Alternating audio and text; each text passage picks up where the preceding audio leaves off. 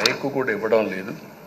Mic ఇవ్వకపోయినా నేను statement ఇవ్వాలి కాబట్టి ఇచ్చాడు తాను రికార్డు కోసం అని చెప్పి గట్టిగా లేచి ఇదే సీట్లో కూర్చొని ఆ రోజు నేను చెప్పింది అదే వర్డ్స్ మీకు రిపీట్ చేస్తున్నాను.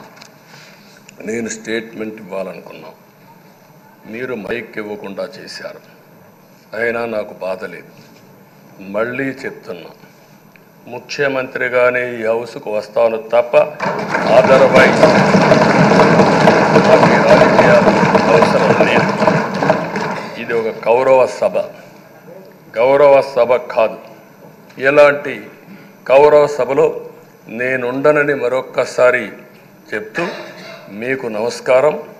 ప్రజలకు విజ్ఞప్తి చేస్తున్నా, నా అవమానం మీరు అందరూ అర్థం చేసుకొని నిండు మనసుతో ఆశీర్వదించాలని కోరుతూ ఈ సభ నుంచి వాకౌట్ చేస్తున్నానని చెప్పి వాకౌట్ చేసి బయట ప్రెస్ కాన్ఫరెన్స్ పెట్టాను.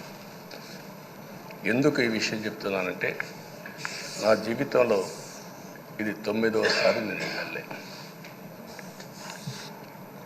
ఈ రాష్ట్రంలో తెలుగు జాతిలో నాకు వచ్చిన అవకాశాలు ఏ నాయకుడికి రాలేదు.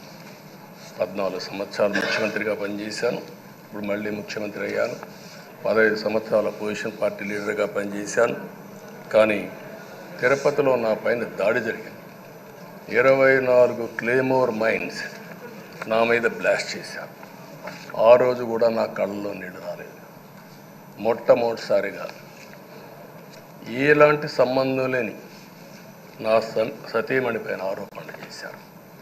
ఆ ఒక్కరిపైన కాదు, ఈ రాష్ట్రంలో ఆడపడుతులందరిపైన, గౌరవంగా బ్రతికే ఆడబిడ్డలందరినీ అవమానం చేయడం, సోషల్ మీడియాలో పెట్టడం, క్యారెక్టర్ అసాసినేషన్ చేయడం, ఇలాంటి చాలా సంఘటనలు జరిగాయి. దానికి పరాకాష్ఠ